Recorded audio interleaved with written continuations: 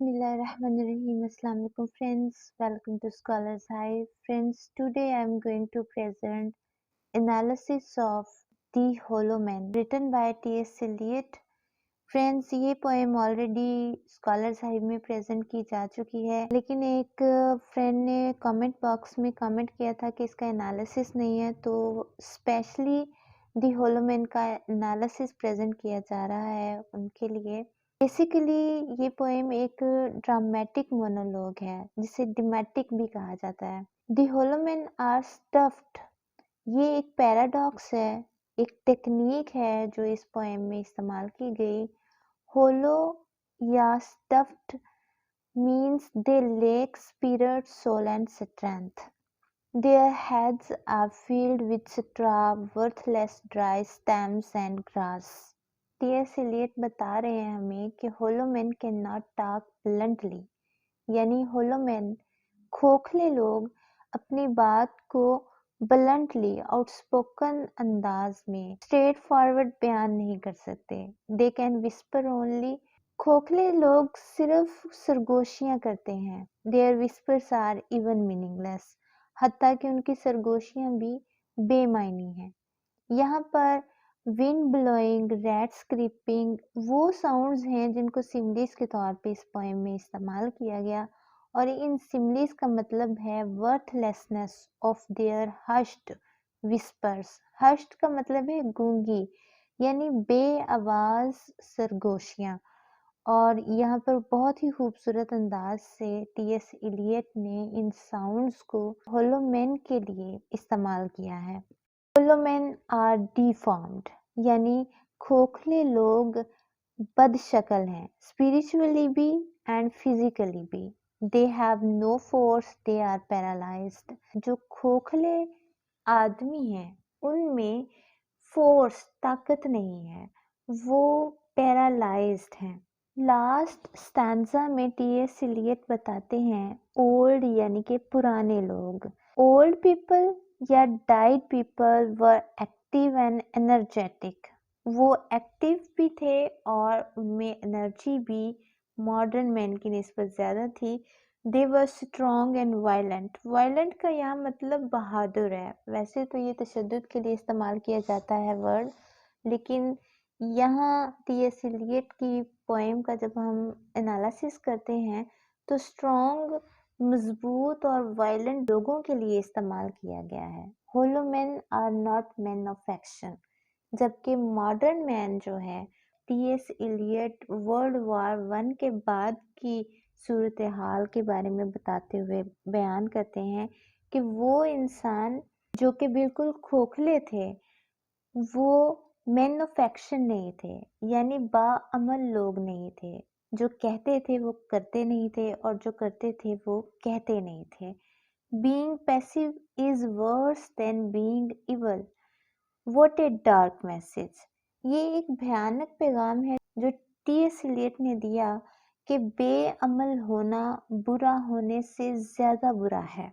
अगर हम देखें तो ये बहुत ही कंफ्यूजिंग पोएम है, दी होलो man, and T.S. Eliot is more interested in representing psychology and emotion. इस पोएम की बैकग्राउंड नॉलेज की बात करें तो बैकग्राउंड में हमें आफ्टर वर्ल्ड वॉर 1 यूरोप ने जो एक्सपीरियंस किया कल्चर में, वो हमें नज़र आता है. Basically Europe experienced A way of loss concerning culture, यानी यूरोप ने अपनी तहजीब को खो दिया था वर्ल्ड वॉर 1 के बाद. दी होलो man symbolizes the loss of meaning in European culture. खोखले आदमी, खोखले लोग या खोखले इंसान symbolizes, सिंबल थे, अलामतें थी लॉस की, नुकसान की, और वो नुकसान हुआ यूरोपियन कल्चर में.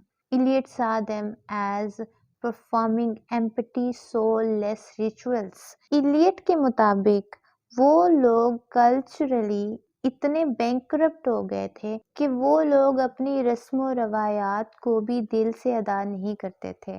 Title the hollow man holds different gravity.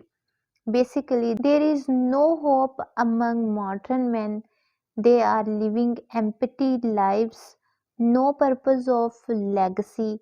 Death is a hopeless. Fear judgment, no prayers. They have lost their faith in God. देखा जाए तो जो थीम था इस पोएम का मैंने बहुत क्लियरली लास्ट वीडियो में भी प्रेजेंट किया था. Theme is life without meaning is nothing, quite a misery that eats hope and dreams of men everywhere. यानी जिंदगी अगर उसमें उम्मीद नहीं है या ये उम्मीद को और इंसान के ख्वाबों को मुश्किलात की वजह से ख़त्म कर देती है, तो फिर इंसान के अंदर ज़िंदगी कहीं भी नहीं पाई जाती. इंसान एक ज़िंदा लाश की मानद होता है जो सिर्फ ज़िंदगी के दिनों को गिन-गिन के गुज़ार रहा है, ज़िंदगी को बसर नहीं कर रहा.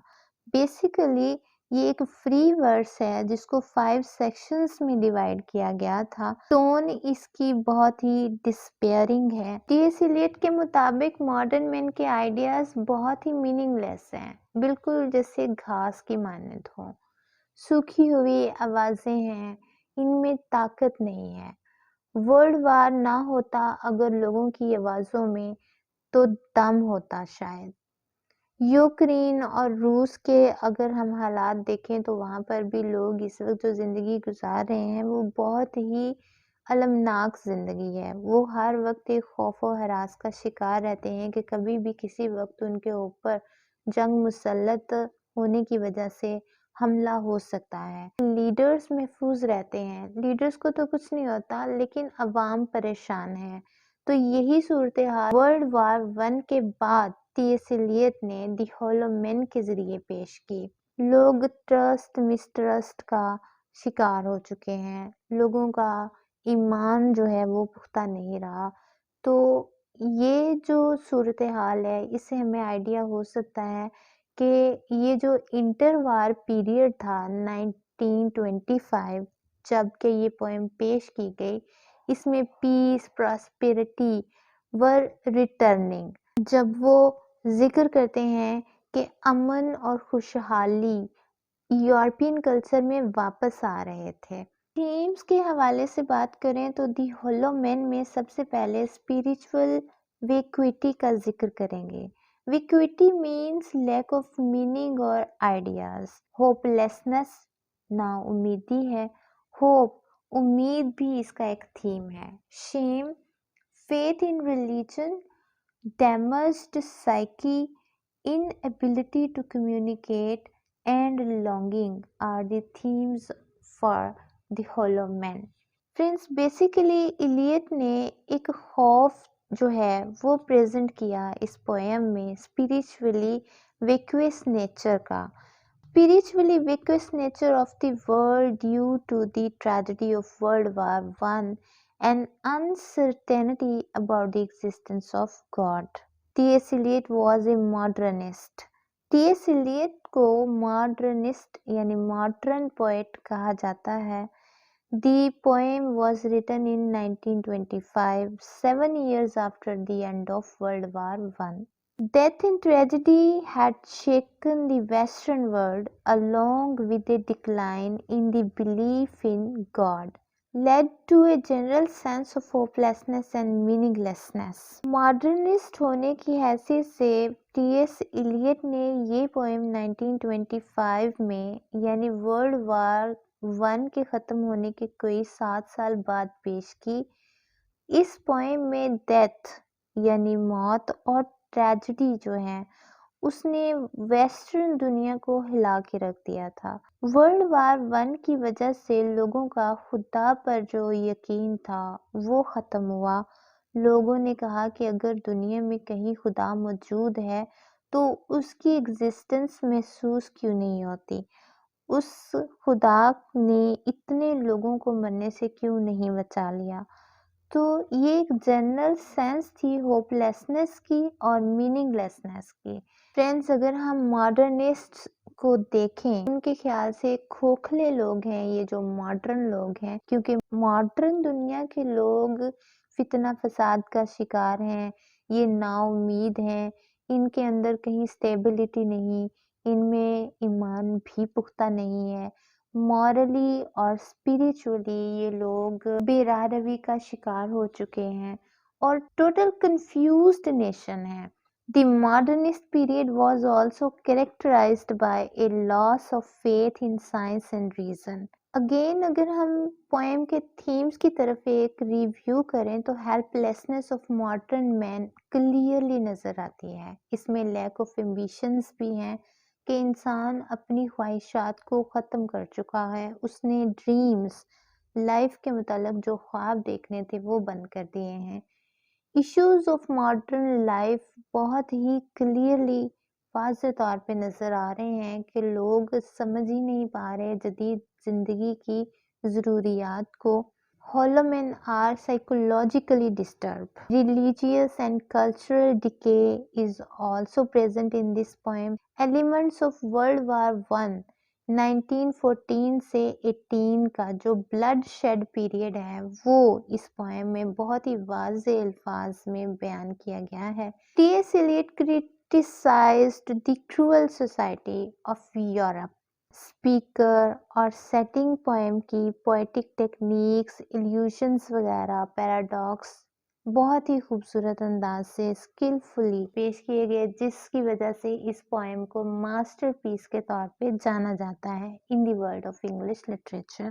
This poem does not follow any strict rhythmical metrical scheme. Evergreen city of spiritual faith is presented in a very skillful manner.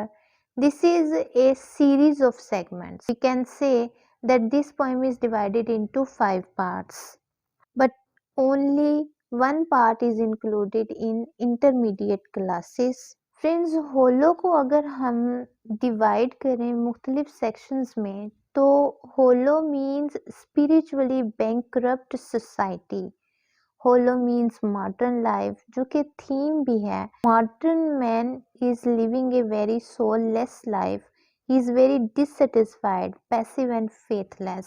Us poem میں ہولو کو ایز ایپیگراف بھی استعمال کیا گیا، جو کہ اولڈ مین، پرانے لوگ تھے جو پاورفل بھی تھے اور وائز، عقل مند بھی تھے.